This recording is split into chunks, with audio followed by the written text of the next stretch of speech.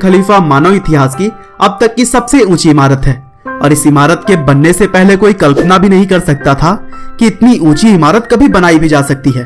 और इस इमारत को बनाने में सिर्फ पैसे खर्च नहीं हुए, बल्कि यह 12,000 कारीगरों की दिन रात की मेहनत ही थी जिसने कि इस प्रोजेक्ट को सफल बनाया। ताकि इसके लिए अलग से कई तरह की मशीनों और क्रेनों का निर्माण करना पड़ा।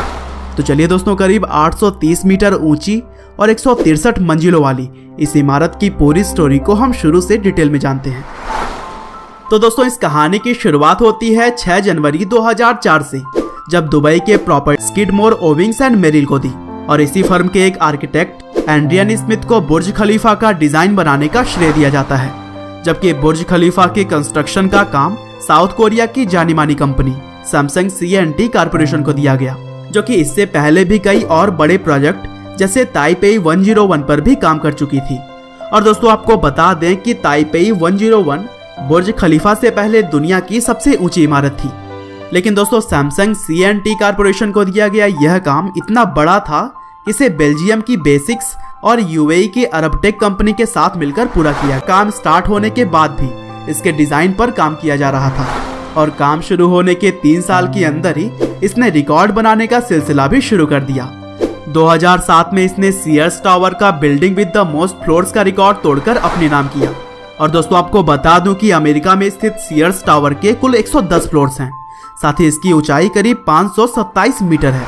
और इसी साल यानी कि 2007 में ही इस इमारत ने 4 और भी रिकॉर्ड्स अपने नाम किए, जैसे record for vertical concrete pumping, world's tallest building और टॉलेस्ट फ्री स्टैंडिंग स्ट्रक्चर। और फिर 7 अप्रैल 2008 को 629 मीटर की ऊंचाई के साथ बुर्ज खलीफा टॉलेस्ट मैन मेड स्ट्रक्चर बन गया। और 636 मीटर की ऊंचाई के बाद इसके पूरे होने तक इसकी ऊंचाई को सीक्रेट रखा जाएगा। पहले तो बुर्ज खलीफा की ऊंचाई ताइपेई 101 की ऊंचाई से बस कुछ ही मीटर ज्यादा रखा गया था, लेकिन इसका नींव इतना ज्यादा ताकतवर था कि इसकी ऊंचाई करीब 300 मीटर तक और बढ़ाई गई। और ऊंचाई बढ़ने के साथ ही इसको बनाने के इजाफा आया, जिसकी वजह से इस करने के लिए अबू धाबी के प्रेसिडेंट खलीफा बिन जायद से हेल्प ली गई और उन्हीं के फाइनेंशियल मदद से ही यह काम आगे बढ़ सका। और दोस्तों, आपको बता दें कि इससे पहले इस टावर का नाम बुर्ज टावर था, लेकिन प्रेसिडेंट की मदद के बाद से जब इसको ओपन किया गया तो उनके सम्मान में इस इमारत का नाम बुर्ज खलीफा कर दिया गया।